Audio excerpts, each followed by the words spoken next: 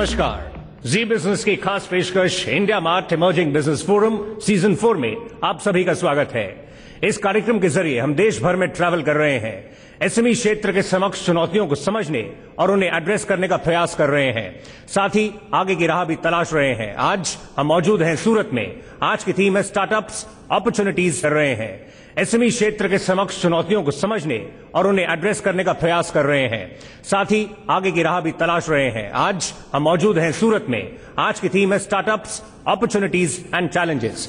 Startups के समक्ष किस प्रकार के ग्रोथ के मौके हैं, जो अभी रिसेंट बजट में अनाउंसमेंट्स की गई हैं, उससे इस स्पेस को कितना बूस्ट मिलेगा और आगे जो तमाम चुनौतियां हैं उन्हें कैसे एड्रेस किया जा सकता है।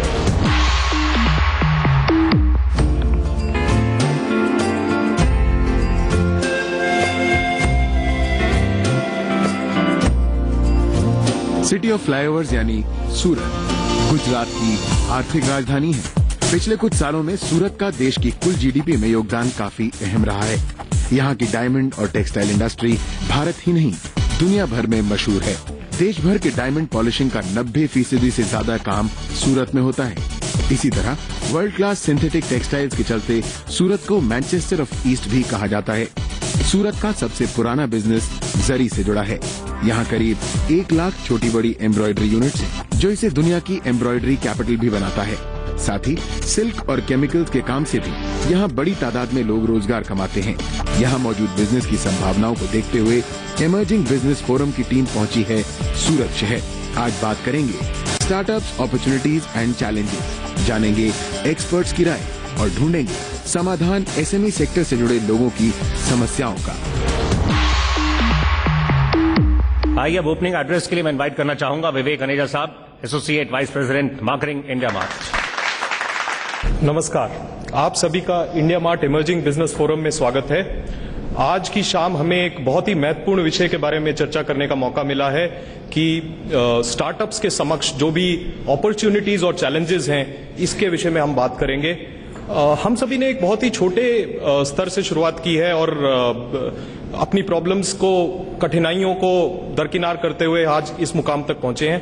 आज से कुछ समय पहले तक ऐसा कोई मंच नहीं था हिंदुस्तान में जहां हिंदुस्तानी व्यापारी एकत्र होकर अपनी प्रॉब्लम्स, उनके सॉल्यूशन ढूंढ पाए। इसी बात को ध्यान में रखते हुए इंडिया मार्ट और जी बिजनेस ने एक ऐसे प्लेटफॉर्म की शुरुआत की है इमर्जिंग बिजनेस फोरम में, जहां पे आप सभी एकत्र होकर अपने प्रॉब्लम्स सामने रख सकें, इंडस्ट्री लीडर्स से उनके बारे में उन विषय में जानकारी ले सकें और उनका एक हल निकाल सके।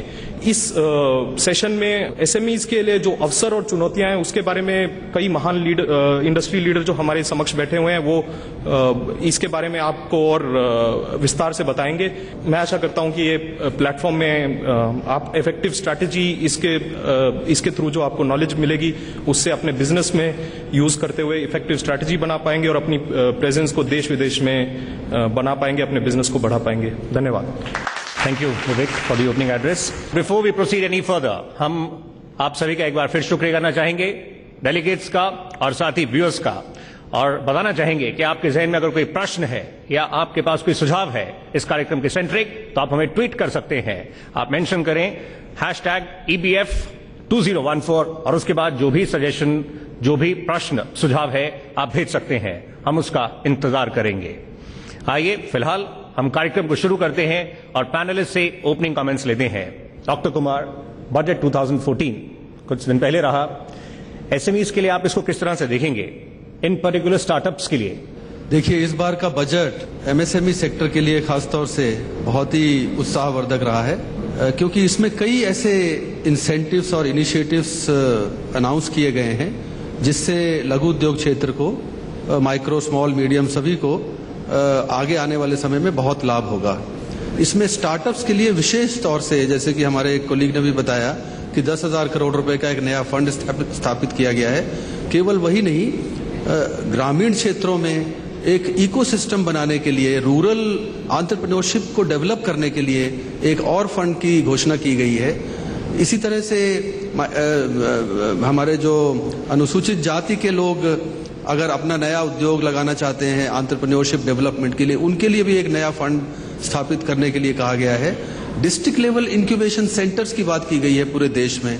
अब ये एक ऐसा इनिशिएटिव है जो कि हम लोग पहले से ही उसको स्टार्ट कर रहे थे, परंतु एक पायलट फेज में था।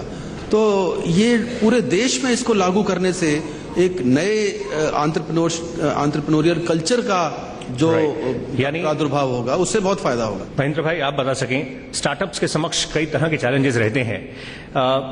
नई गवर्नमेंट आई है, जिस प्रकार का मैंडेट मिला है, फिर उस प्रकार के एक्सपेक्टेशंस भी हैं कि अच्छे दिन आएंगे। अब प्रयास कर रहे हैं, कदम उठा रहे हैं। बजट से आपको महेंद्र भाई किस तरह के सिग्नल्स मिले हैं?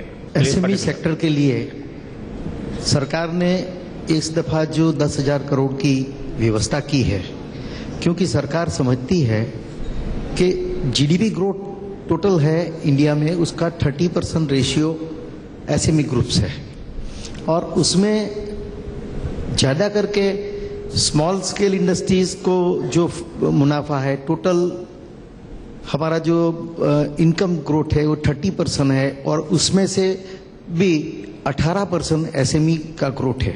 मगर ये जो 18% ग्रोथ है, मगर मैन पावर उसमें ज्यादा यूज होता है, इसलिए जो मैन पावर ज्यादा होने की वजह से लोगों को नौकरी भी ज्यादा मिलती है। स्नेहा, आपका रुख करेंगे। आपने सुना, एक्सपर्ट्स मौजूद हैं, इस क्षेत्र को कई सालों से ट्रैक कर रहे हैं। आप ये बता सकें, ग्राउंड रियलिटी क्या है? प्रॉब्लम्स किस तरह की रहती हैं? खासकर कोई स्टार्टअप है, आइडिया है, आगे मूव करना चाह रहे हैं, लेकिन उसमें कई तरह की चुनौतियां होती हैं। एक पहले बड़ा चैलेंज तो फाइनेंस ही होता है। आप किस तरह से देख रहे हैं बजट को, और इनफैक्ट जो चैलेंजेस हैं वो किस तरह से आप रखना चाहेंगे? अगर आप किसी भी स्टार्टअप की बात करें तो सबसे पहले आपके मन में बात आती है पैसा। अब फंडिंग आपको कहाँ से मिलेगी जब आपको स्टार्टअप स्टार्ट करना है? सो नॉर्मली हमारे यहाँ पे बहुत लिटरेसी नहीं होती कि गवर्नमेंट की स्कीम कौन सी है।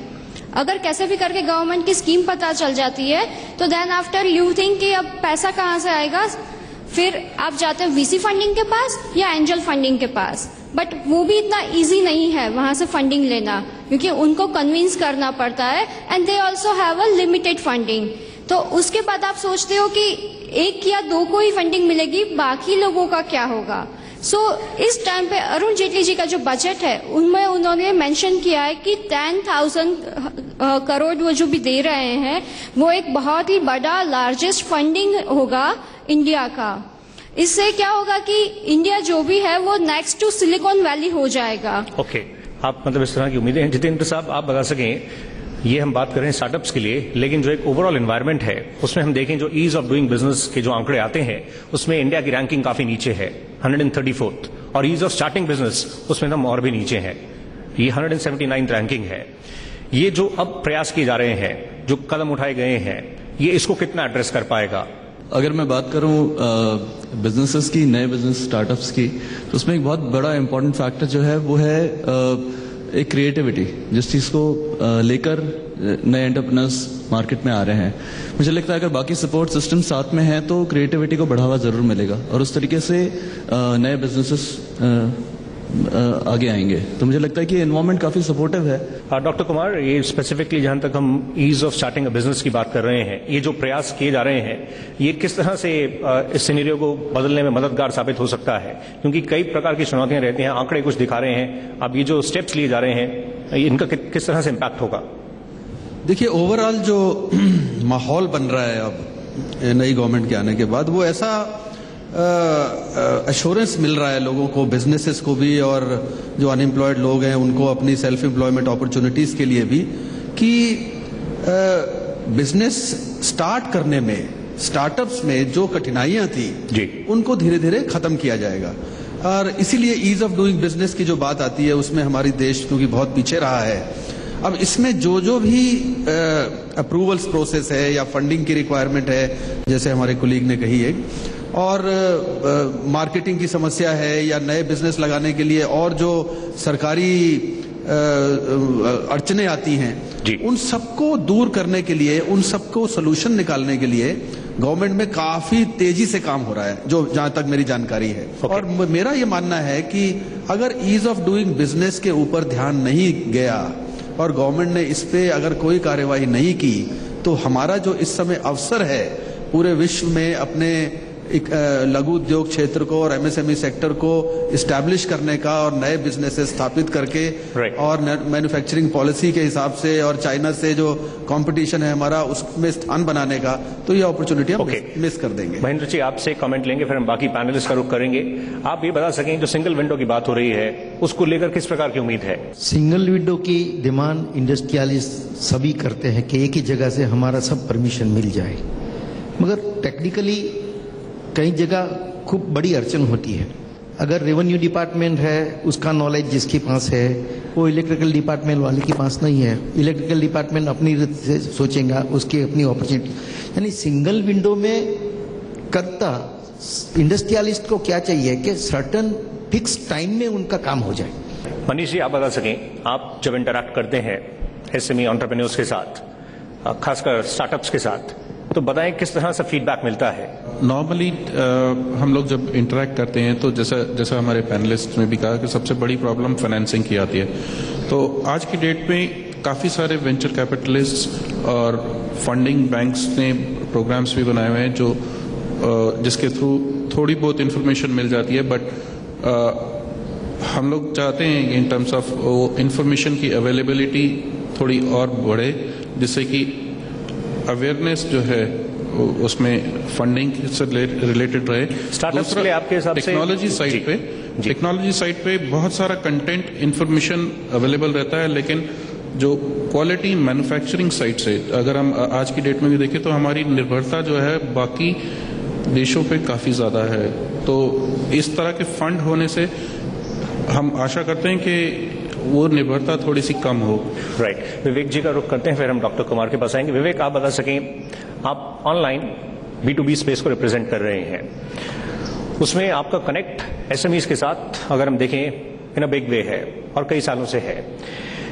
जो आज की थीम है स्टार्टअप्स, उनके सामने किस प्रकार की चुनौतियां हैं, उनके सामने किस प्रकार के अपॉर्चुनिटीज हैं, इसको आप किस तरह से देख रहे हैं, इसको आप कैसे रखना चाहेंगे? देखिए, इंटरनेट सारी दुनिया जानती है, पिछले कुछ वर्षों में जो इंटरनेट का एक्सप्लोजन हुआ है, जिसकी वजह से क्या हुआ है कि सारे के सारे ट्रांजैक्शंस जो भी आप व्यापार करते थे, चाहे वो बिजनेसेस के बीच में हो, चाहे वो लोगों के बीच में हो, लोग खरीदारी कर रहे हो, वो सारी ट्रांजैक्शंस इंटरनेट पे और कहीं ना कहीं अब मोबाइल पे मूव करती जा रही हैं। सो टेक्नोलॉजी अडॉप्शन एक बहुत ही बड़ी चीज बन जाती है एसएमईज के लिए, क्योंकि आजकल की जो प्लेइंग फील्ड है जहां पे आप बिजनेस कर रहे हैं, वहां पे आपका सप्लायर से बायर शायद विश्व के किसी भी कोने में हो सकता है।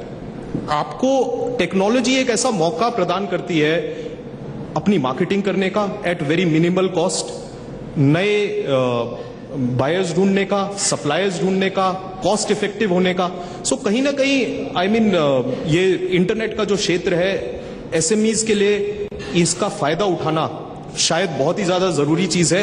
हम देखते हैं आज की जो हमारी थीम है स्टार्टअप्स, क्योंकि ट्रेडिशनल फॉर्मेट में हमने देखा है उसमें काफी हेजिटेशन रहती है। स्टडीज दिखाती हैं कि बहुत कम लोग टेक्नोलॉजी को लेकर आगे मूव करते हैं, लेकिन जो यंग जनरेशन है, यंग एंटरप्रेन्योर्स हैं, क्या वो आगे बढ़ रहे हैं और वो विलिंगनेस अपनी शो कर रहे हैं इस तरफ आगे बढ़ने के लिए?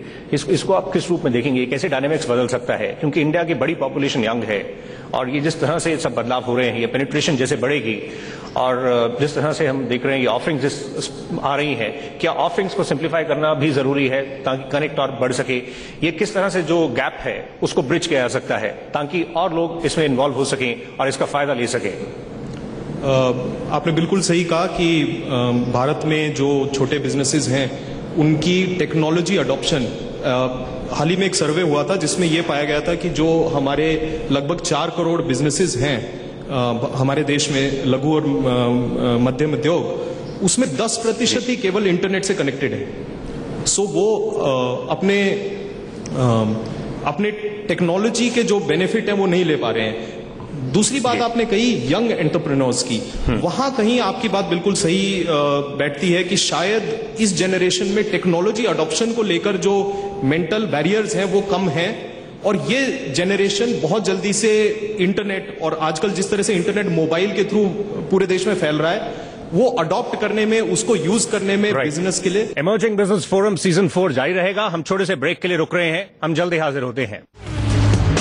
टेक्नोलॉजी फाइनेंसिंग में मुझे नहीं लगता कि कोई प्रॉब्लम है। बैंकों की तरफ से या फाइनेंशियल इंस्टीट्यूशंस की तरफ से। प्रॉब्लम है आप अपने प्रोजेक्ट को प्रॉपर तरीके से प्रेजेंट कर सकते हैं कि नहीं।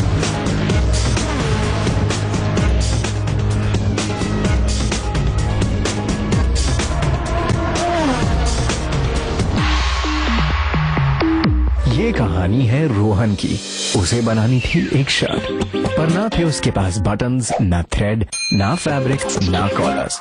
अरे मगर ये देखो, 14 लाख सप्लायर्स और 1 लाख प्रोडक्ट्स। ये आ गया थ्रेड सूरत से, बटन्स घूमते हुए मुरादाबाद से, फैब्रिक फ्रॉम लुधियाना और कॉलर्स पहुंच गए चेन्नई से। अब रोहन हजारों शर्ट्स बना सकता है पूरी दुनिया के लिए। Business comes together at India mart.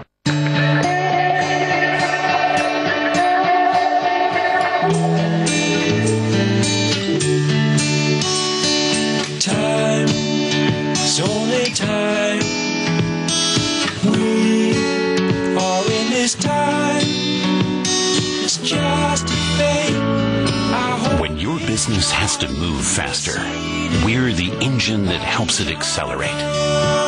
Giving shape to ideas, Konica Minolta.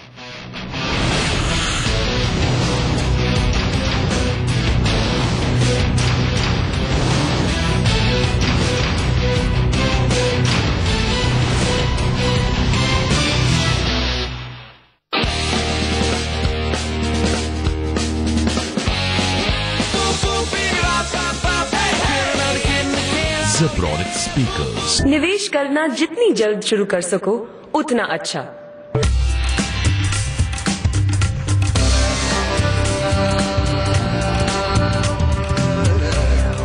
Mutual fund investments are subject to market risks. Read all scheme-related documents carefully.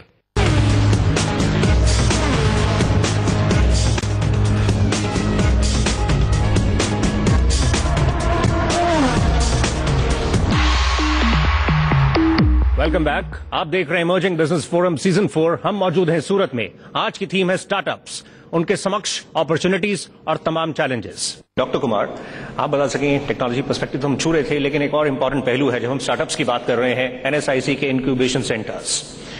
In centres में बड़ी संख्या में हम देखते हैं यंगस्टर्स भी आ रहे हैं, मूव कर रहे हैं, यहाँ पे एक बिजनेस एनवायरनमेंट क्रिएट कर रहे हैं।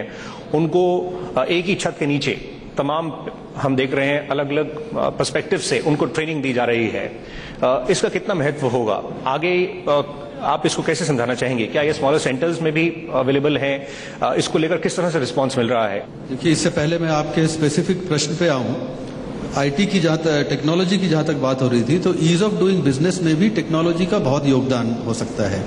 और मेरी जो समझ है उसके हिसाब से इसी आईटी प्लेटफॉर्म पर ही एक सिंगल विंडो का कार्यक्रम बनाया जा सकता है, जिसमें सभी तरह के जो अप्रूवल्स प्रोसेस है, रजिस्ट्रेशन ऑफ फर्म है, कंपनी है, पैन है, वैट है, सेल्स टैक्स है, इसके सारे, या डीआईसी से रजिस्ट्रेशन है जी, या अन्य सभी प्रकार के जो अप्रूवल्स हैं वो सारे आईटी के माध्यम से आप अपने इंटरनेट के माध्यम से आप अपने प्राप्त कर सकते हैं। तो इसका एक आईटी का बहुत अच्छा एक उपयोग इस स्टार्टअप प्रोसेस में किया जा सकता है। एक तो ये राइट। दूसरी बात, टेक्नोलॉजी फाइनेंसिंग की बात की हमारे एक मित्र ने, तो टेक्नोलॉजी फाइनेंसिंग में मुझे नहीं लगता कि कोई प्रॉब्लम है बैंकों की तरफ से या फाइनेंशियल इंस्टीट्यूशंस की तरफ से। प्रॉब्लम है आप अपने प्रोजेक्ट को प्रॉपर तरीके से प्रेजेंट कर सकते हैं कि नहीं, उसकी टेक्निकल फिजिबिलिटी और इकोनॉमिक वायबिलिटी को आप बैंक को प्रॉपरली आप प्रेजेंट करके सेटिस्फाई करिए। तो आइए पहली कहानी का रुख करते हैं। ये कहानी है राजेंद्र सेठ साहब की, जो रिप्रेजेंट करते हैं आरके इंफ्राटेल लिमिटेड को। ये क्लीयरिंग, अगर हम देखें, इंफ्रा प्लेयर है, ये सर्विस प्रोवाइडर कंपनी है जो specifically telecom, oil, gas, ISP space में अपनी सर्विसेज मुहैया कराती है। इनका सफर बेहद इंटरेस्टिंग है और बड़ा इंस्पायरिंग भी है। तो आइए इस पूरी जर्नी पर एक निगाह डालते हैं।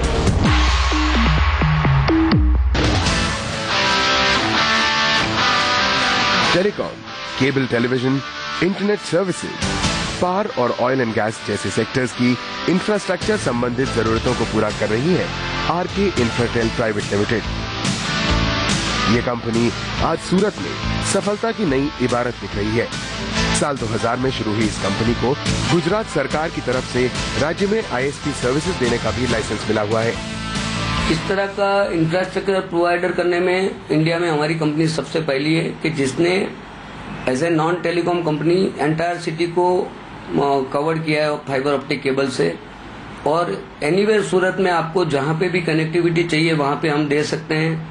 दूसरा, ये काम करने के लिए पूरी मेरी टीम इन हाउस है, जिसमें नेटवर्क का प्लानिंग से लेके इम्प्लीमेंटेशन, उसका technical, customer delivery, customer support और सारी टेक्निकल चीजें हमारी कंपनी के through in one roof compliance होती है।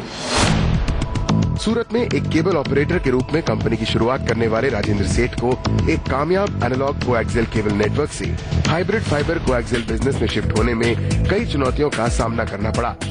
98 के बाद ये जो प्रॉब्लम हम लोग फेस कर रहे थे और टेक्नोलॉजी का जो इवोल्यूशन आया, चेंजेस आया, रिवॉल्यूशन आया, उसमें मैंने 99 से और 2000 तक अपने नेटवर्क को पूरे फाइबर ऑप्टिक पे कन्वर्ट कर लिया। और उसमें अडाजन पाटिया एरिया से लेके अप टू अजीरा तक मेरे जितने भी केबल टीवी कस्टमर का बेस था उसको मैंने फाइबर ऑप्टिक केबल से कवर किया। और वो करने के बाद मुझे लगा कि ये फाइबर तो एक भगवान ने कम से कम इंसान ने दी हुई एक अच्छी एक अमूल्य भेंट है कि जिसका बेटर वे में यूटिलाइज क्यों नहीं किया जाए। साल 2005 में आरके इंफ्राटेल ने ऑप्टिकल फाइबर सिस्टम के छोटे छोटे प्रोजेक्ट करना शुरू किया। एक दूरदर्शी बिजनेसमैन की तरह आपने आगे आने वाली हाई स्पीड कनेक्टिविटी की मांग को पहचाना और फिर बिजनेस का सारा फोकस इस पर केंद्रित कर दिया। आरके इंफ्राटेल ये एक नॉन टेलीकॉम कंपनी है और ऑल ओवर इंडिया में किसी नॉन टेलीकॉम कंपनी द्वारा पब्लिक के लिए जो डाला गया हुआ नेटवर्क है उसमें हम लोग पायोनियर हैं। और वो नेटवर्क डाल के हमने सारी टेलीकॉम कंपनी, सारे इंटरनेट सर्विस प्रोवाइडर, सारे cable TV service provider, local corporates, local banks और हमारे एयरलिंक कम्युनिकेशन के नाम से हमने एक रिटेल ब्रॉडबैंड सर्विस भी स्टार्ट किया, जिसमें भी हमने एक अच्छा खासा कस्टमर बेस खड़ा किया। और 2012 में इंडिया का सबसे पहला सेफ सिटी प्रोजेक्ट हमारा ये नेटवर्क बनाया हुआ था, तो सक्सेसफुली उसके ऊपर हमने सूरत सेफ सिटी प्रोजेक्ट स्टार्ट किया, जो आज की डेट में 18 महीने से अविरत पने चल रहा है, मतलब अनइंटरप्टेड पोजीशन में चल रहा है 100% अप टाइम से। आरके इंफ्राटेल तेजी से बदल रही तकनीक के साथ खुद को बदल रही है। आरके इंफ्राटेल को फ्यूचर वेंचर्स के लिए India mart emerging business forum की ओर से शुभकामनाएं। So let's welcome Rajendra Seth Saab, CMD of RK Infratel Limited. Sir, welcome. Thank you very much. और आपको शुभकामनाएं। हम आपसे काफी पहलुओं पर बात करना चाहेंगे, समय सीमित है, लेकिन आप हमें सबसे पहले तो ये बताएं, टेक्सटाइल से शुरू हुआ आपका बिजनेस, केबल बिजनेस, और 2006 में जिस तरह से आपने ये इंफ्रा बिजनेस में डाइवर्सिफाई किया, और ये कहना होगा कि आपने फाइबर ऑप्टिकल का जो पोटेंशियल है उसको समय पर आपने उसको जिस तरह से चेक कर लिया, इसका थोड़ा सा बताएं ये जर्नी जिस तरह से रही है। बेसिकली हमने 200 केबल टीवी कस्टमर से अपने बिजनेस की शुरुआत की थी। टाइम टू टाइम अपने आप को टेक्नोलॉजी से अपग्रेड करते गए और नेटवर्क कस्टमर को जो मतलब more and more service facility provide करनी थी वो हम करते गए। हमारा पूरा नेटवर्क कॉपर पे चल रहा था, फिर ये टेक्नोलॉजिकल जो चेंजेस आया उसके ऊपर हमने पूरे कस्टमर को फाइबर पे कन्वर्ट किया। तभी लगा कि फाइबर एक ऐसी बहुमूल्य भेंट है कि जिसके ऊपर हम बहुत कुछ कर सकते हैं। तो उसी 2000 में मेरा एक विजन था कि सूरत सिटी को मैं पूरे सिटी को अंडरग्राउंड फाइबर ऑप्टिक से कवर करूं। सर, एक और आपसे पहलू चेक करना चाहेंगे, स्टार्टअप्स आज की जो थीम है, जो नया बिजनेसेस शुरू करते हैं और आगे बढ़ते हैं, कई चुनौतियां होती हैं, आप उनको क्या मैसेज देना चाहेंगे? आपने जिस तरह से शुरुआत की खुद ही और उसके बाद इस मुकाम तक आप पहुंचे हैं, किस जज्बे से बढ़ना चाहिए? हौसला बुलंद होना चाहिए। मैं खुद 8 चौपड़ी पढ़ा हुआ गुजराती मीडियम का आदमी हूं और टेक्नोलॉजी में किसी भी आदमी के साथ बैठ के मैं चैलेंज ले सकता हूं। आदमी में काम करने की एक हिम्मत, धगस और ईमानदारी और एक उसके साथ लव होना, प्यार होना चाहिए अपने काम के साथ, तो कोई भी काम में रिजल्ट मिल सकता है। थैंक यू सर, आपको शुभकामनाएं, बहुत बहुत शुक्रिया समय निकाल के आने के लिए, पार्टिसिपेट करने के लिए। Thank you, wishing you all the best sir, आगे के दिन अच्छे रहें। धन्यवाद, थैंक यू। तो आइए, ये कुछ सीख जिस तरह से रही इस कहानी में, उसके बाद हम आगे बढ़ते हैं चर्चा को आगे बढ़ाएंगे। एक और स्टोरी होगी, कुछ ही देर में उसका भी रुख करेंगे। जितेंद्र साहब, आप कुछ देर पहले डिजाइन का मेंशन कर रहे थे, और एसएमईज के लिए अगर हम देखें जो इनकी प्रोडक्ट सर्विसेज हैं, खासकर इसमें डिजाइन जो है वो वैल्यू ऐड कर सकता है, लेकिन इसको लेकर काफी हेजिटेशन रहती है। एनआईडी इस फ्रंट पर हम देख रहे हैं काफी इसको प्रमोट भी कर रहा है, लेकिन इनोवेशन खासकर और स्पेस में आगे बढ़ना मतलब ग्रोथ के लिए ही नहीं, सस्टेन करने के लिए भी जरूरी है। ये आप किस तरह से इसको लेकर आप जब मिलते हैं और बताते हैं लोगों को, तो क्या पाते हैं? जी, अभी जो प्रेजेंट सिनेरियो है, जिस तरीके से हम अभी डेवलपमेंट देख रहे हैं, यहाँ पर कंपटीशन केवल एक्सटर्नल नहीं है, केवल चाइना या यूरोपियन कंपनी से कंपटीशन नहीं है, बट कंपटीशन इंटरनली भी काफी सीवियर है। अब जो नेक्स्ट डोर एमएसएमई है, जो स्मॉल स्केल सेटअप है, वो भी आपकी तरह प्रोडक्ट बना रहे हैं और आपसे बेटर प्रोडक्ट बनाने की कोशिश कर रहे हैं। और इन सारी चीजों से अगर आप बाहर निकलना चाहते हैं तो आपको वो एक वैल्यू क्रिएट करने की जरूरत है जिससे कि आपके प्रोडक्ट्स बेटर दिखें मार्केट में। वो better in terms of aesthetics हो सकते हैं, क्योंकि जो अच्छा दिखता है वो जल्दी बिकता है, और इसके अलावा अगर वो फंक्शंस में भी अच्छे हैं, अगर उनमें कुछ बेसिक इंप्रूवमेंट भी हैं, तो डेफिनेटली आप एक ज्यादा बेटर मार्केट फेच कर पाएंगे। ओके, स्नेहा ये बता सकें, हम अलग अलग पहलुओं को तो बात कर रहे हैं, लेकिन सोसाइटी स्टार्टअप्स को किस तरह से देखती है? मतलब आपका क्या फीडबैक रहा है? आप ये बता सकें, क्या इनकरेजिंग होता है या कई बार कुछ डिस्करेज किया जाता है, या शुरुआत में जो चैलेंजेस होते हैं, जैसे हम फेलियर रेशियो की बात कर रहे थे, तो काफी एक हर स्टेप चैलेंजिंग है। आप ये बता सकें कैसा अनुभव रहा है आपके आसपास जब आपने शुरू किया, फैमिली में या आसपास सोसाइटी में कैसे देखा जाता है, वो उसको कैसे एड्रेस करना चाहिए? जब हमारे यहाँ पे इंडिया में कल्चर ऐसा है कि अगर आप स्टार्टअप स्टार्ट करते हो तो सोसाइटी वाले सोचते हैं कि इस बंदे को कोई काम नहीं मिल रहा है या इसके पास कोई स्किल्स नहीं है, दैट इज वाई वो एक बहाना दे रहा है कि मैं स्टार्टअप कंपनी स्टार्ट कर दी है। अब जैसे जैसे करके आगे बढ़ते हैं, अगर कंपनी स्टार्ट भी कर दी तो हायरिंग की बात आती है। हायरिंग में जब आप हंटिंग करते हो तो स्टार्टअप के साथ कोई भी रेडी नहीं होता है काम करने के लिए।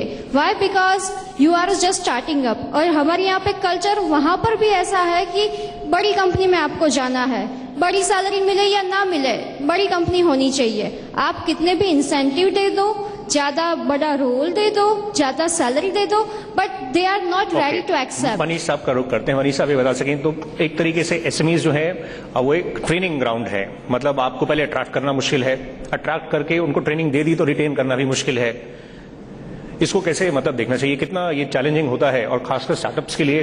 अगर मैं अपनी फील्ड या अपने डोमेन की बात करूं इन टर्म्स ऑफ जिसमें, तो हम लोग नए एंटरप्रेन्योर्स या जितने भी नए कस्टमर्स जो हमारे होते हैं, हम उनको एक हमारा एक सेंटर है जहां पे हम लोग किस तरह की अपॉर्चुनिटीज एक पर्टिकुलर इंडस्ट्री में हो सकती हैं, हम लोग उसको सिमुलेट करके दिखाते हैं कस्टमर को, मतलब अपने नए एंटरप्रेन्योर्स को किस तरह से वो लोग प्रोडक्ट को उस तरह के रिजल्ट्स अचीव कर सकते हैं। वो प्रॉपर ट्रेनिंग वगैरह हम लोग नए एंटरप्रेन्योर्स को देते हैं। इसकी पिछले 3-4 साल में उसको कैसा रिस्पांस मिल रहा है, उसको किस तरह का रिस्पांस मिल सकता है।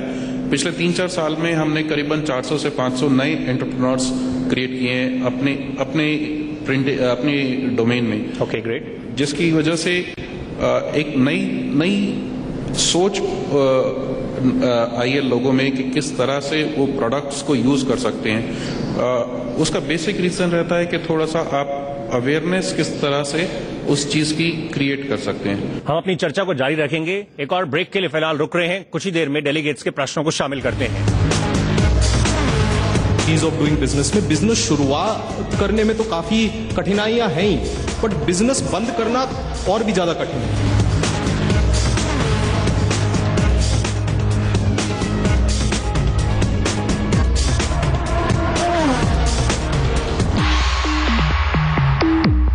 पापा ने बोला पंखे का फैक्ट्री बंद कर दो, उसमें कोई प्रॉफिट न थे, और मैंने बोला नो, मुझे ये करने का है, मुझे पंखा बनाने का है। एक गधेड़ा आ थेपला के ढोकरा नहीं कि हाथ फेरे और बन गए पंखा है पंखा। हेलो पप्पा, 14 लाख सप्लायर અને 1 लाख प्रोडक्ट आजो। यूपी से ब्लेड અને मोटर, हरियाणा से कवर અને આપણા ગુજરાત માંથી પ્લાસ્ટિક અને base.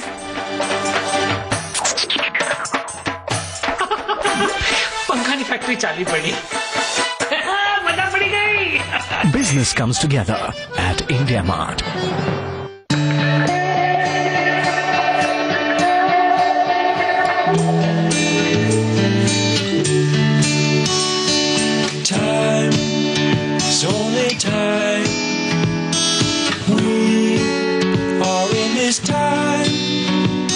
is just a fake. When your business has to move faster, we're the engine that helps it accelerate. Giving shape to ideas. Konica Minolta. DS Kulkarni Developers, a real estate development and construction company with over 3 decades of promoter experience in the real estate industry and coming up with a Dream City integrated township, presents a public issue of secured, redeemable, non-convertible debentures having cumulative annual, quarterly or monthly option. Coupon rate starts from 12.5% per annum, effective yield from 13. Dream City integrated township presents a public issue of secured, redeemable, non-convertible debentures having cumulative annual, quarterly or monthly option. Coupon rate starts from 12.5% per annum, effective yield from 13.1% per annum. Issue opens 4th August, closes 26th August 2014. For risk factors and details, refer to the prospectus. 15 अगस्त से पहले सरकार का तोहफा, ₹2.38 तक सस्ता होगा petrol. कल आधी रात से लागू होंगी कीमतें। पेट्रोलियम मंत्री धर्मेंद्र प्रधान ने किया ऐलान।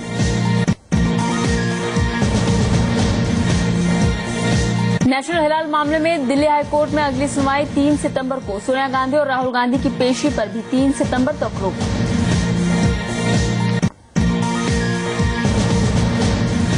लोकसभा में पास हो गया जुडिशियल अपॉइंटमेंट बिल। राज्यसभा से भी पास होने पर बदल जाएगी जजों की नियुक्ति प्रक्रिया। 6 सदस्य आयोग करेगा हाई कोर्ट और सुप्रीम कोर्ट के जजों की नियुक्ति।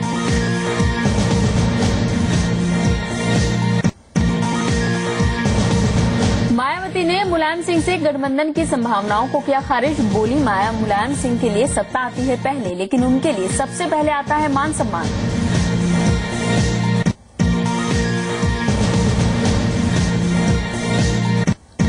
गन्ना संकट पर कल होगी अहम बैठक। केंद्रीय खाद्य आपूर्ति मंत्री रामविलास पासवान ने बुलाई बैठक। देश भर के गन्ना किसानों और मिल मालिक होंगे शामिल।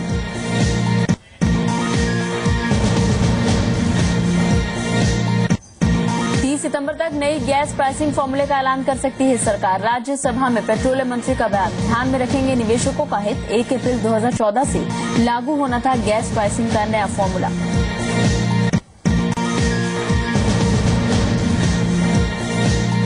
दवाओं के ज्यादा दाम वसूलने पर होगी सख्त कार्रवाई। लोकसभा में केमिकल और फर्टिलाइजर राज्य मंत्री का बयान। एडवांस कोर्सिंग नाम से ज्यादा दाम पर बेचा गया पैरासिटामोल। कंपनी को लौटाने पड़े 54 करोड़ रुपए।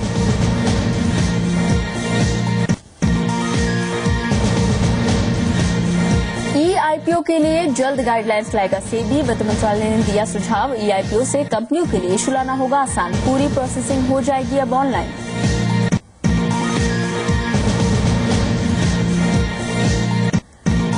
टॉप 50 डिफॉल्टर्स पर हो सकती है कार्रवाई। बैंकों से बातचीत के बाद टॉप डिफॉल्टर्स पर कार्रवाई की लिस्ट तैयार। किंगफिशर और भूषण स्टील जैसी कंपनियां भी लिस्ट में शामिल।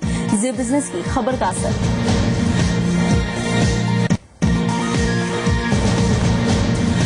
और हर जगह ऑफर्स की भरमार। हर चीज पर मिल रहा है डिस्काउंट। 15 अगस्त पर कर लो शॉपिंग। कहां है शॉपिंग के बेस्ट डेस्टिनेशंस, बताएंगे शाम 6 बजे।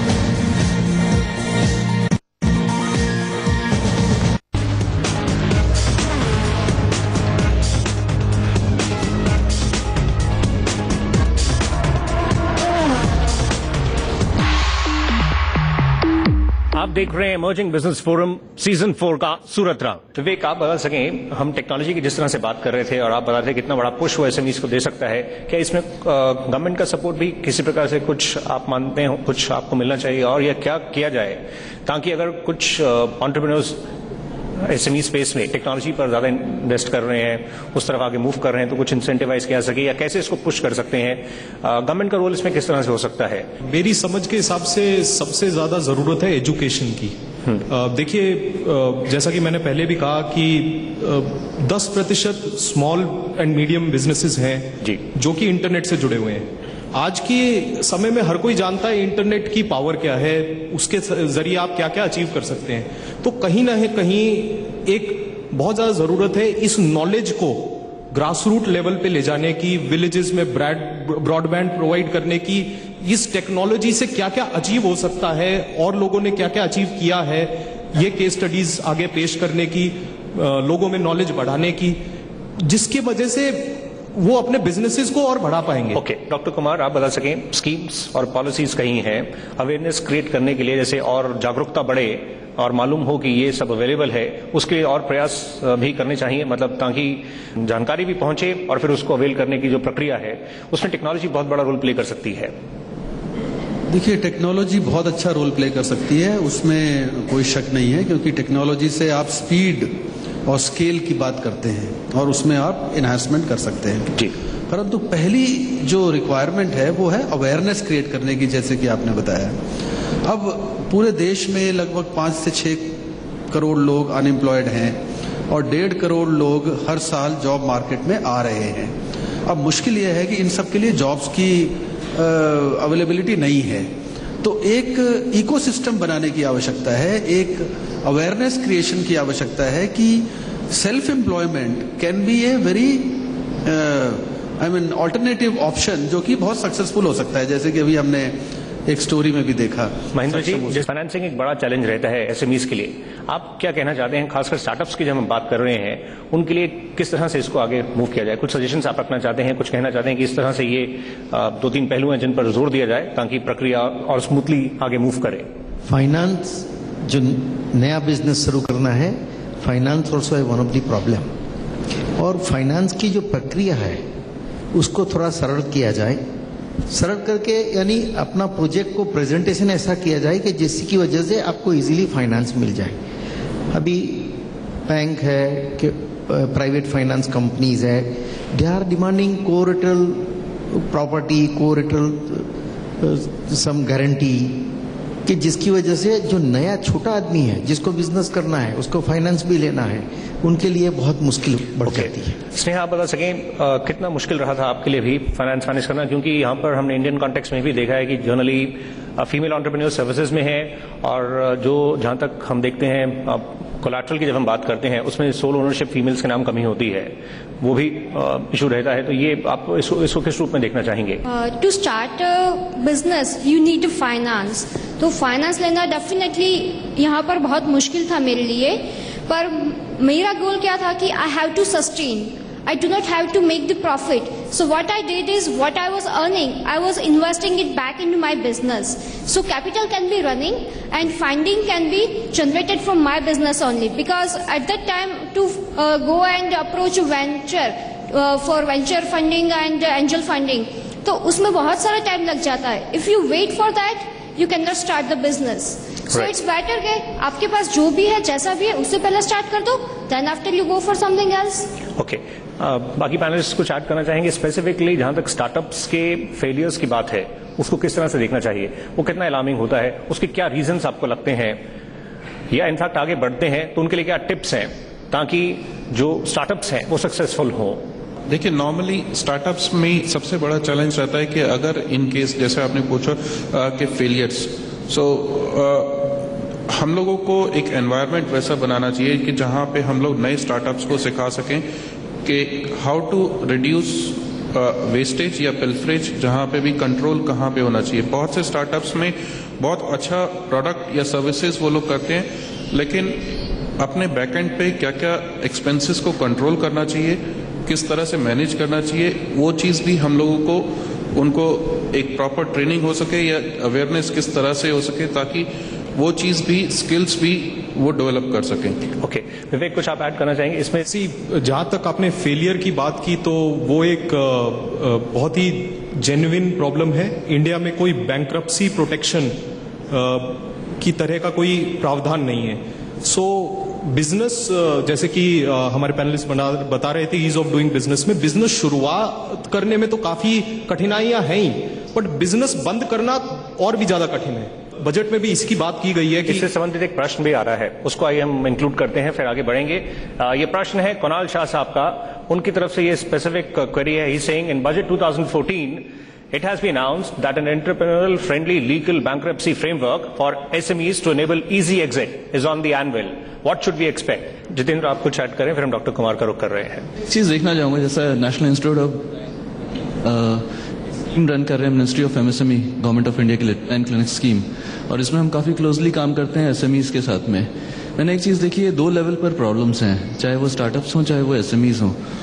सबसे पहला ये है कि अवेयरनेस, जैसा कि सारे पैनलिस्ट जो पैनल मेंबर्स हैं उन्होंने कहा, अवेयरनेस एक बहुत बड़ा इश्यू है, चाहे वो डिज़ाइन हो चाहे किसी और स्कीम की भी बात करें हम। दूसरा चीज़ है हेजिटेशन, एक है जो कि स्टार्टअप्स और एसएमईज दोनों के टर्म्स में काफ़ी ज़्यादा प्रोमिनेंट होता है। वो गवर्नमेंट के पास नहीं जाना चाहते हैं, वो नई चीज़ों को ट्राई नहीं करना चाहते हैं, और ऐसे कई सारे, और वो आइसोलेशन में भी काम करना चाहते हैं। शेयर करते समय उनको कई उसमें इश्यूज इन्वॉल्व रहते हैं। डॉक्टर कुमार, इसको आप एड्रेस कर सकें, क्योंकि ये जो इजी एग्जिट की बात हो रही है, ये काफी इंपॉर्टेंट एक पहलू है जो बजट में रखा गया है। देखिए, बैंकरप्सी लॉज जो इंडिया का है वो बहुत ही आउटडेटेड है फ्रेंकली। आप सभी जानते हैं कि बैंकरप्सी का मतलब क्या होता है, दिवालिया। और यहाँ इंडिया में दिवालिये का किस तरह से उसको परसीव किया जाता है वो हम सब लोग जानते हैं। इंडिया और अमेरिका में यही फर्क है। अमेरिका में बैंकरप्सी लॉज इतने अच्छे हैं कि वहां पे बिजनेस से एग्जिट करना बहुत आसान है।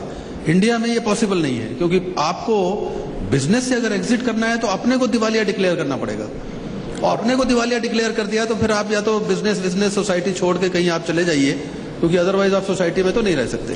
बिल्कुल। तो अमेरिका में आपको अगर बैंकरप्सी करनी है तो अपने बिजनेस की बैंकरप्सी करके आप दूसरा बिजनेस शुरू कर दीजिए, वो बिजनेस बैंकरप्ट हो जाता है, ना कि आप खुद बैंकरप्ट हो जाते हैं। अगला प्रश्न लेते हैं, सुषमा नाथ जी की तरफ से है। ये प्रश्न ये पूछना चाह रहे हैं, there are talks of changing the definition of MSME, what difference will this make to an entrepreneur. प्रश्न काफी अच्छा है। इसकी जो परिभाषा है वो भी डॉक्टर कुमार काफी पहले जिस तरह से रखी गई, इन्वेस्टमेंट कितनी हो रही है प्लांट एंड मशीनरी में, उस पर डिपेंड करती है। लेकिन हम देखें एम्प्लॉयज कितने हैं, एनुअल टर्नओवर कितनी है, तमाम और पहलू हैं जो ग्लोबल बेंचमार्क्स की हम बात करें वहां पर जाने के लिए। ये जो परिवर्तन की बात हो रही है, इससे एंटरप्रेन्योर, इन्होंने पूछा कि इस पे मेरा किस तरह से असर पड़ेगा मेरे कारोबार पर, इनफैक्ट क्या होने वाला है, इसको आप ब्रीफ में टच कर सकें, फिर आगे मूव करते हैं। इंडस्ट्रीज अगर किसी को लगाना है, और इंडस्ट्रीज का जो आप एक प्लानिंग करते हैं, तो हम लोग क्या करते हैं, इंडस्ट्रीज, छोटी इंडस्ट्रीज लगाने वाले भी, कि मैक्सिमम बैंक से कहाँ से पैसा लाएंगे, और ज़्यादा से ज़्यादा पैसा लाने के लिए अपना जो प्रोजेक्ट रिपोर्ट है वो ऐसा तैयार करते हैं कि अगर एक साइकिल में भी आप चूक गए प्रोजेक्ट रिपोर्ट में, तो ओवरऑल पिक्चर अपना खराब हो जाता है। तो पहले तो अपना project report, manufacturing cost, sale price, raw material price को सही तरीके से लगाइए। और बैंक अगर ज़्यादा पैसा देती है तो ज़्यादा ले लेना ऐसा जरूरी नहीं है। आपके प्लानिंग में ऐसा होना चाहिए कि जो प्लानिंग की वजह से आपका बिजनेस परमानेंट चले और आप सस्टेनेबल रह सको। ओके, हम बातचीत को आगे बढ़ाएंगे, कुछ और कमेंट्स आपसे लेंगे, पर आइए अब अगली जो कहानी है उसका रुख करते हैं। ये कहानी राहुल झज्जर जी की है। राहुल जी फाउंडर डायरेक्टर हैं जीएस टेक इंडिया के। ये स्पेसिफिकली जो विमेन एथनिक वेयर है उस स्पेस में ऑपरेट करते हैं, और ऑनलाइन स्पेस में इनकी तरफ से तमाम ऑफरिंग्स हैं। ये तेजी से ग्रो कर रहे हैं और आने वाले दिनों को लेकर इनके कई बड़े प्लान्स हैं। आइए इनके सफर पर नजर डालते हैं। ये है सूरत के राहुल झज्जर। अपने पिता के एथनिक वेयर के कारोबार में राहुल जुड़ तो गए, लेकिन उनका मन नहीं लगा ऑफलाइन बिजनेस में। फिर 1.5-2 साल पहले शुरू किया यही बिजनेस ऑनलाइन, और नतीजा उम्मीद से ज्यादा सफल था। राहुल ने 1.5-2 साल में ही अपने ऑनलाइन कारोबार का विस्तार इतना कर दिया कि 10 करोड़ तक का टर्नओवर हो गया। अगले साल यही आंकड़ा 2 गुना करने की ख्वाहिश है राहुल की। राहुल का 70% कारोबार विदेश में ही है, और उनका सपना है कि आगे जाकर वो अपनी वेबसाइट में जाने माने डिजाइनर्स और दूसरे ब्रांड्स को भी जोड़े। हमारा फ्यूचर प्लान ऐसा है कि in next 2 to 3 years we want all big designers like Sabyasachi और से मनीष मल्होत्रा और Anamika Khanna, we have to incorporate all these brands, all these designer labels on our website. देश से जितना टेक्सटाइल निर्यात होता है उनमें 95% सूरत से है, इसीलिए ये कारोबार गुजरात में काफी मजबूत हुआ है। राहुल शुरुआती दौर में ही अपना कारोबार दुनिया के 170 देशों के साथ कर रहे हैं, और राहुल की सफलता का रहस्य है क्वालिटी के साथ कभी कॉम्प्रोमाइज नहीं करना। अभी आप रिसेंट में अगर आप देखें, कुछ 6 महीने से 1 साल में सूरत में बहुत सारी कंपनियां ने ऑनलाइन बेचना शुरू किया है। हमारी कंपनी कम से कम 1.5 से 2 साल पुरानी है। हमने जिस समय शुरू किया था, हमने डे 1 से एक ही चीज रखा था कि हमारी क्वालिटी हमेशा अच्छी रखनी है। चाहे हमें कॉस्ट शुरू में हाई लगे, लेकिन हमने क्वालिटी पे कभी भी कॉम्प्रोमाइज नहीं किया। राहुल के कारोबार में सोशल मीडिया का बड़ा हाथ रहा है। भविष्य में भी सोशल मीडिया पर वो ज्यादा जोर देंगे। तो आइए हम वेलकम करते हैं राहुल छाजर जी का, founder and director GS tech India. Welcome, आपका स्वागत है। Round of applause for him. Rahul साहब, ऑनलाइन स्पेस में आप ऑपरेट कर रहे हैं और आपका खास फोकस हम देख रहे हैं स्टोरी में इंटरनेशनल मार्केट्स पर है। कई कंट्रीज में आप जिस तरह से आपके कस्टमर्स हैं, ये स्पेस लेकिन बहुत कॉम्पिटिटिव है। इस स्पेस में कई बड़े ब्रांड्स भी मौजूद हैं और वो तेजी से ग्रो भी कर रहे हैं। आप कैसे अट्रैक्ट करते हैं? रिपीट ऑर्डर्स का किस तरह से है, थोड़ा आप शेयर कर सकें प्लीज। जैसे कि आपने हमारे वीडियो में भी देखा, हमने क्वालिटी पे कभी भी कॉम्प्रोमाइज नहीं किया। From day one we were focused on quality and the main reason why we chose to supply international market और cater to international market was this only. India में अगर आप सेम चीज दो वेबसाइट पे या दो स्टोर पे देखें जिसकी प्राइस कम होती है, हम लोग वो उसको ज्यादा प्रेफर करते हैं। हम साथ में वो नहीं देखते कि सर्विस या क्वालिटी किसकी ज्यादा बेटर है। Right, please go ahead sir. या सिमिलरली फॉरेन मार्केट में ऐसा नहीं है। फॉरेन मार्केट में what customer choose is quality. They prefer quality and service, not only product, they also want after sale service and they want better reviews, better coupons, like better offers, loyalty, reward functions, everything they want, which in India is not possible. India में basically people they focus on price while buying online. All the best, आपका शुक्रिया हमें join करने के लिए, congratulations। वक्त एक और ब्रेक का है। जब हम लौट कर आएंगे तो डेलीगेट्स के प्रश्नों को शामिल करेंगे। Q&A राउंड बस कुछ ही देर में। You have to be quick in your decision. You should know when to hire and when to fire.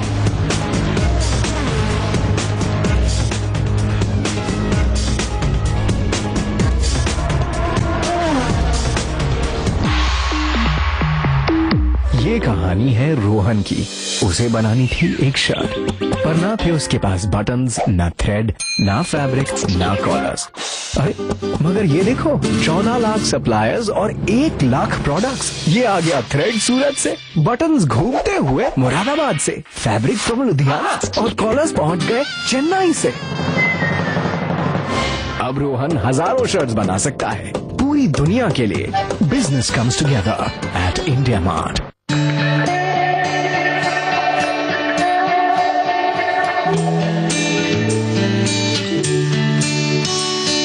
Time, it's only time. We are in this time. It's just a fate. When your business has to move faster, we're the engine that helps it accelerate. Giving shape to ideas, Konica Minolta. बाजार का live हाल और बाजार में मुनाफे की call. बाजार खुलने से लेकर बाजार बंद होने तक, बाजार की हर बाजी, शेयर बाजार लाइव और अंतिम बाजी। La la la la la la la la. कुछ पल है तेरे अपने, अब हर दिन ले चुन, या अपनों के संग में गा मस्ती भरी धुन। खोई जो खुशियाँ फिर पाल यहाँ, अब जीना है खुशहाल, सफर है आसान, है दिल है आसान जी। आज की ये खुशियाँ कल और बढ़ेंगी। 150 किलोमीटर का मेट्रो नेटवर्क, शिवड़ी नाहवा शेवा सी लिंक और Virar Alibag multi modal expressway के साथ MMRDA, बदलता आज बेहतर कल।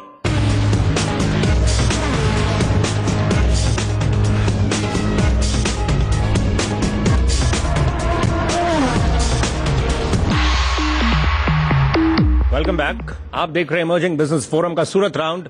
आज जायजा लिया जा रहा है स्टार्टअप के समक्ष चुनौतियों और ग्रोथ के अपॉर्चुनिटीज का। डॉक्टर कुमार, स्टार्टअप्स के लिए क्या आपका मैसेज है, क्या टिप्स हैं, आप अपने अनुभव से उनको क्या समझाना चाहेंगे? जाते जाते क्या टेक अवेज हैं, क्या लेकर साथ जाएं? डॉक्टर कुमार का क्या मैसेज है? देखिए, स्टार्टअप्स एक बहुत अच्छा कैरियर है। जो लोग जॉब्स पे डिपेंडेंट रहने का अपना माइंडसेट बनाते हैं, उनको इस कैरियर की तरफ अपनी ऑप्शन देखनी चाहिए। और इतनी सक्सेस स्टोरीज हैं, इतनी ऑप्शंस अवेलेबल हैं, उसमें इतनी फ्यूचर स्कोप है कि आप अपने को छोटे से शुरू करके बहुत दूर तक जा सकते हैं। तो मेरा सुझाव यही है कि आप, और हमारी कॉस्ट पे आप अपना एक्सपेरिमेंट कर सकते हैं उसमें। ये इंक्यूबेशन सेंटर्स का मतलब ही यही है कि आपका फेलियर बहुत कम रहेगा। महेंद्र जी, आपकी तरफ से मैसेज सूरत के यंग एंटरप्रेन्योर्स के लिए, स्टार्टअप्स के लिए कैसे बढ़ा जाए, क्या आप कहना चाहेंगे? सूरत में जो इंडस्ट्रीज चालू करना चाहते हैं तो सरकार की तरफ से उनको क्या क्या अपॉर्चुनिटी मिल सकती है, सरकार की तरफ से क्या क्या लाभ मिल सकता है, उनकी जानकारी, और समाज से जो अभी इंडस्ट्रीज चला रहे हैं उसमें से क्या क्या उनको लाभ मिल सकता है, उनका नॉलेज भी शेयर कर सकते हैं। इसलिए हमारे SGCCI जैसी ग्रुप चल रहा है। SGCCI सभी फैक्टर्स में सभी इंडस्ट्रीज को सपोर्ट करने के लिए तैयार है। यानी कहने का मतलब है कि आप टेक्नोलॉजी के साथ, हमारे चैम्बर के मेंबर्स भी आपको टेक्नोलॉजी में सपोर्ट करेंगे। स्नेहा, आपकी तरफ से फाइनल कमेंट, और क्या आप कहना चाहेंगे? वेल, स्टार्टअप्स के लिए डेफिनेटली बेटर रहेंगे क्योंकि अब गवर्नमेंट बोल रही है, सोच रही है स्टार्टअप के बारे में। तो मैं जो मैसेज देना चाहूँगी, last tips and closing remarks, that is first is you have to be quick in your decision, you should know when to hire and when to fire. Okay, Vivek, last word in brief please. मेरे ख्याल से to sum up the discussion, startups के सामने काफी चुनौतियां हैं। Budget में काफी शुरुआत की गई है, काफी अच्छी अच्छी घोषणाएं की गई हैं, बट इम्प्लीमेंटेशन की रहेगी। तीसरी चीज जो मैं कहना चाहूंगा कि टेक्नोलॉजी एक ऐसा माध्यम है जिसके थ्रू आप अपनी पावर को कई गुना बढ़ा सकते हैं। इंटरनेट, मोबाइल टेक्नोलॉजी के उपयोग से अपने मार्केट को बढ़ाने में स्टार्टअप अगर उस तरफ ध्यान देंगे तो वो एक ग्लोबल प्लेटफॉर्म पे आ सकते हैं, जो उनके लिए काफी अच्छा होगा। आप सभी का शुक्रिया करना चाहेंगे पार्टिसिपेट करने के लिए, but will request you to stay on. Next is Q&A round. Myself Sushil Nangalia, मैं हमारे चैम्बर के प्रेसिडेंट महेंद्र भाई कतारगाम वाला की तरफ एक ध्यान दिलाना चाहूँगा कि जब से नरेगा और मनरेगा योजना शुरू हुई है तो यहाँ पर सूरत में जो है लेबर की क्राइसिस बहुत ज़्यादा हो गई है। बाहर से जो लेबर आती है वो कंप्लीट बंद हो गई है यहाँ पर, और स्किल्ड, सेमी स्किल्ड और अनस्किल्ड वो लेबर किसी भी कीमत पर यहाँ पर अब आने को तैयार नहीं है, और बहुत शॉर्टेज हो गई है। उस शॉर्टेज की वजह से प्रोडक्शन सफ़र कर रहा है, क्वालिटी सफ़र कर रही है। तो इस तरफ ध्यान देना चाहिए कि किस तरफ से यहाँ पर लेबर की जो प्रॉब्लम्स है वो सॉर्ट आउट हो। आपने जो बात कही वो सही बात है। जो दूसरे स्टेट से गुजरात में काम करने के लिए आते हैं और वहाँ उनको उतना ही पैसा इजीली मिल जाता है, इसलिए वो लोग वहाँ रुक जाते हैं। काम करना नहीं है, पैसा मिल जाता है। मैं इंडस्ट्रीज को एक बात और बताऊं कि हम हमारे वर्कर को इस तरह रखें कि उसको वहाँ जाने का मन नहीं होगा। और दूसरी बात है, उनको जो नरेगा में उसको काम नहीं करने का जो पैसा मिलता है, कम पैसा मिलता है, तो इसके बदले यहाँ उसकी सैलरी में थोड़ा बढ़ावा करें, अपनी प्रोडक्शन कॉस्ट और किसी तरह से कम कैसे होए वो देखें, और लेबर को थोड़ा पैसा ज़्यादा दें, तो लेबर कहीं चले जाने वाला नहीं है। Good evening, myself Suryadeep Saxena from ad agency आगे से राइट। मेरा क्वेश्चन कुमार सर से, और यू कैन से सजेशन। हमने डिस्कस किया है, पैनल में डिस्कशन हुआ है अवेयरनेस की बात। आपने बोला 110 प्रोग्राम ऐसे हैं जिसमें सारा इन्वेस्टमेंट सब कुछ रिस्क NSIC का है, राइट सर। सेम हमने बात किया 10,000 करोड़ बजट में पास हुआ है। मुझे ऐसा लगता है कि जो ग्राउंड लेवल पर स्टार्टअप है उसको इतनी अवेयरनेस नहीं होती है। हम टीवी में बजट देखते हैं बट शायद वो सिंसियरली नहीं देखते हैं। इस तरह के फॉरम बहुत कम होते हैं। तो आई फील कि बहुत ग्राउंड लेवल पर अवेयरनेस होनी चाहिए, जिससे हमें मालूम पड़े कि 110 ऐसे प्रोजेक्ट है जिसमें मैं जाता हूँ, NSIC अपना प्लेस देता है और वहां पर हम प्रैक्टिकल कर सकते हैं कि भाई इस तरह का कुछ स्टार्ट करें। यही कोशिश है कि इस मंच के जरिए आप इंटरेक्ट कर सकें, समझ सकें हो क्या रहा है। अवेयरनेस की जहां तक बात की, वो मैं मानता हूं कि अवेयरनेस क्रिएट करने की आवश्यकता है। मैंने पहले भी कहा कि पूरे देश में अवेयरनेस नहीं है। हमने जो इंक्यूबेशन 110 प्रोजेक्ट्स का शुरू किया पूरे देश में, वो पायलट बेसिस पे किया। अब उसको बजट में डिस्ट्रिक्ट लेवल इंक्यूबेशन प्रोग्राम के रूप में एक्सपैंड करने के लिए कहा गया है। तो मैं आपकी बात से सहमत हूं कि इस पूरे प्रोग्राम को बहुत अधिक एक्सपैंड करके और एक इकोसिस्टम बनाने की आवश्यकता है पूरे देश में, ताकि अधिक से अधिक लोगों को इसकी जानकारी हो सके और वो उसका फायदा उठा सके। Myself Ranjeet Chandani, I am representing Sunrise of private limited. Sir, मेरा कुमार सर से एक क्वेश्चन, एक सजेशन जो है कि जैसे आप बार बार यहाँ पे बात हो रही है अवेयरनेस के लिए कि हमारी अवेयरनेस, लेकिन मेरा ये पर्सनल एक्सपीरियंस रहा है कि अवेयरनेस सिर्फ हमारे लिए नहीं, लेकिन जो फंडिंग हाउसेज हैं और जो बैंक्स हैं वहाँ पे भी अवेयरनेस बराबर नहीं है। कुछ अपनी स्कीम्स हैं, क्रेडिट गारंटी स्कीम्स, उसके थ्रू उस स्कीम के थ्रू जब मैं किसी बैंक से लोन लेने गया तो बैंक्स को ही उन स्कीम्स के बारे में नहीं मालूम है। तो आप हमारे साथ साथ जो फंडिंग हाउसेज हैं या जो भी फाइनेंशियल इंस्टीट्यूशंस हैं उनको भी कुछ अवेयरनेस थोड़ा अच्छा होना चाहिए। सर, मेरा नाम राहुल है और गायत्री फूड प्रोडक्ट्स को मैं रिप्रेजेंट कर रहा हूँ। एक चीज़ कि अगर फूड इंडस्ट्री में कोई आज हमारा खुद का न्यू इनोवेशन होता है, कुछ नया हम खोज करते हैं और एज ए स्मॉल इंडस्ट्री हम उसको अगर मार्केट में उतारते हैं तो बड़ी कंपनियां हमारा कॉपी करके उसको ऑलरेडी मार्केट में उतार देती हैं। तो हम अपने प्रोडक्ट को कैसे बचाते हुए उसको बड़े स्केल पे ले जाएं ताकि हम भी सेफ रहें और हमारा प्रोडक्ट भी लोगों तक पहुंच सके। मैं ये कहूँगा कि आप कंटिन्यूसली वैल्यू ऐड करते रहें, क्योंकि वही एक तरीका है कि आप अपने प्रोडक्ट्स को हमेशा बेटर रखेंगे और हमेशा कंपटीशन से हेड रखेंगे।